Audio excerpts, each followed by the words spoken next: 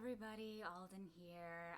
This is a live where I'm going to do a lovely card pull and then pick a crystal based off of the card I've pulled. I did a couple last week and I so deeply appreciated everyone's comments and messages and voice messages saying how much you resonated with these messages, and I really think that the collective energy is going through a huge transformation right now. So I'm so glad that I can support you in any way possible. And this is on Instagram Live right now, but I'm also going to post it to both YouTube and Facebook after, so you can always get the message.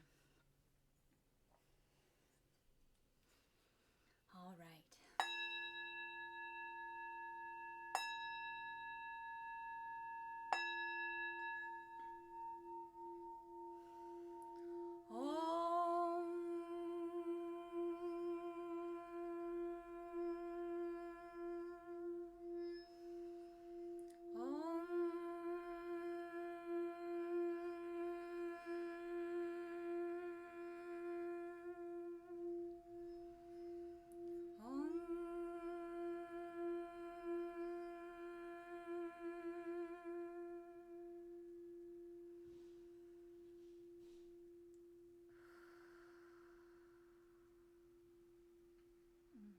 Beautiful. I don't know about you, but I needed that moment of recentering.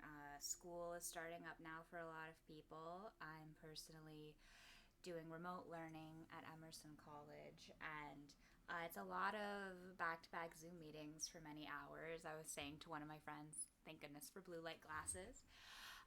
So this is a really important moment, and it's important even when things are getting busier to cultivate time for self-care and to allow ourselves to take a break and take a second, because we need that self-care in order to be able to do our best work. Hi, Yara. So today I'm going to be reading from A Yogic Path again, which is a beautiful oracle deck by Sahara Rose and Danielle Noel. Hi, Noah. And my ask is just that we get the right message for the collective. Like, what do we need right now? It's the full moon in Pisces. It's very watery and intuitive, and we might be feeling dreamy and like overwhelmed at the same time, like overwhelmed with our intuition. And my friend Noah just commented, excited to take a break for this, and I completely agree. It's like something that in a time of such crazy transition, we need to be able to take those breaks. So here is the card I have, and we have another chakra card. Apparently this deck just wants me to have chakra cards. Okay, so this is Sahasrara, and let me pull it up in the deck for you. 61. So Sahasrara is the crown chakra, which is at the top of our head, right here. I always, like, some people think of it as right here, but I actually think of it in this spot, like where your skull closes when you're born. And it's like it's sort of the last moment where your physical body closes. And when you're like being created in the womb. And so it's the where you are connected to the universe the most. I love whoever loved that. And Sahasrara is the crown chakra, and here is the reading in the guidebook, and then I'll also talk about it a little bit myself.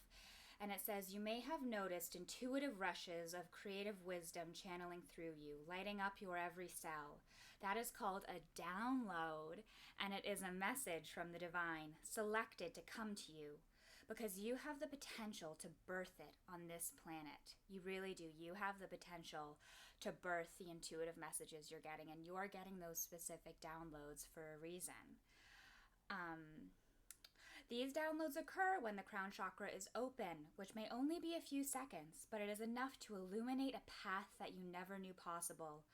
Find what brings you to these channeling states and bring yourself there as much as possible. Whether it's through meditation, walking in nature, singing, or writing, the absence of the mind allows the genius of the divine. Those intuitive hits chose you. Now it is your time to birth them into life.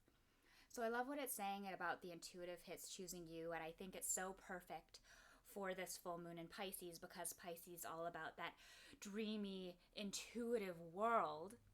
And that's really what the crown chakra is. And it's really cool because actually, if you ever see a photo of my aura, this purpley color, I have it like all above here, and it's because I have a super open crown chakra, and that's something that you can cultivate in your daily life. And one way I love to cultivate my crown chakra, I'm actually going to do 2 crystals today. Lucky you. All right, so here's this Elestial quartz. An Elestial quartz is basically just like a super hardcore version of a clear quartz. And it's spelled Elestial, like celestial without the C in the front. And when I put it over my crown chakra, I can just feel it buzzing. An Elestial quartz helps you connect with angels, spirit guides, the divine consciousness, whatever you think of as the greater energy all around us, however you want to label. Yeah, Yara just commented hardcore quartz. I don't do the gateway quartz. I do the hardcore quartz. I'm very funny. And so it's an intense quartz. It's a very intense quartz energy, I will say. And it really opens up your crown chakra and opens up portals to connecting to the divine, and can help you with,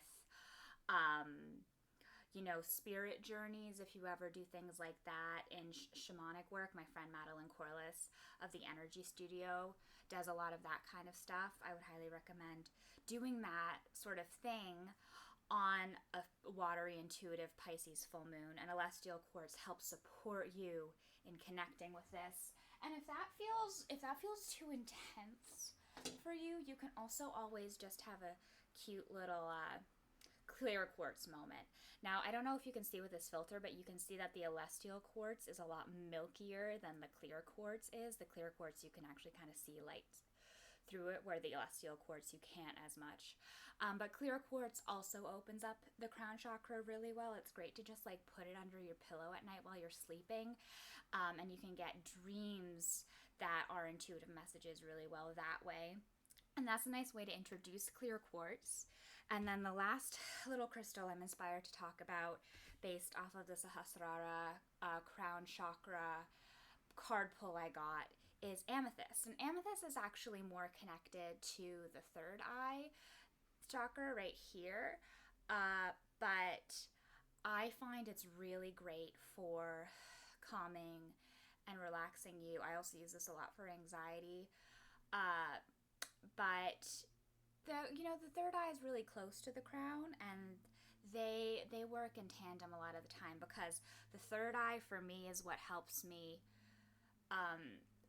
digest and sort of synthesize the downloads that I get. So it's like the third eye is the seat of your intuition, and so the stuff comes in through the crown, and then the third eye is like, oh, this is what I do with that information. So together, the Elestial quartz and the amethyst can really help you get those messages from the divine, and then figure out what the heck to do with them. So don't be surprised if you get a ton of intuitive downloads today. Consider doing a third eye meditation or a crown chakra meditation. Like, look those up on YouTube, and work on getting into your intuitive and dreamy self, because now is the time to figure out what we want to take action on in the future. And a lot of times you can get those messages from the divine and then take action on them. So yeah, I'm going to show the Elestial quartz and the Sahasrara card again. And I see I have a question from Noah, so I'll answer that in a second. Do crystals have to be big to feel these, or is a connection possible with a smaller one? Great question, Noah. Crystals do not have to be big. All crystals have an energy torus, which is like an energy field. And how big their energy field is does depend on their size. For instance, this is my clear quartz, and you can see its energy field. It's a point, so the energy field is stronger off the point. So that's literally where the point ends from this, and then you can see it's a little shorter off the flat side. And then this is a little bit of raw clear quartz. I have just a little piece, and I like meditate. This is the one I put under my pillow, and so you can see its energy field stops about here. So it's like 5 inches as opposed to about a foot around the piece of clear quartz. So their energy fields are different sizes based off of the side of the crystal. But at the end of the day, the crystal still has the beautiful, perfect crystalline structure, and it still has that intention that you're infusing in it. So you can totally, even if it's a smaller crystal, work with it and get that impact, because it's the structure still there and it's still fusing with your energy field. So you can do it with either a big or a small crystal, and it's great. All right, that is it for today. Work that crown chakra, get that clear quartz or the Elestial quartz, and listen to your intuition and trust it and follow it. Because I think so many times we get the download and then we just like don't know what to do with it, or like, that can't be real, I don't believe that. And the thing is, you did really get it. Trust yourself, trust your intuition. We're taught not to, and it's important to trust that. So know what you're feeling is right. Thank you so much for being here today, everyone. I deeply, deeply appreciate it. I'm going to close with another sound bath, and then I'll see you all next week.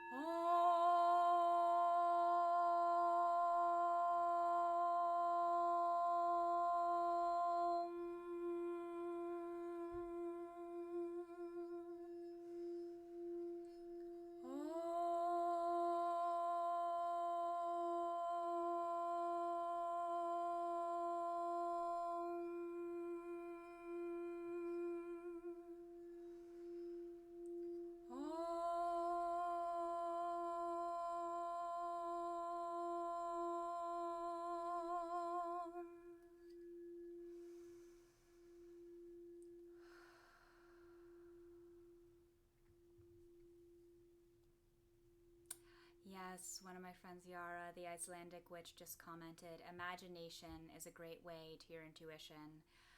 And I think that is so beautiful.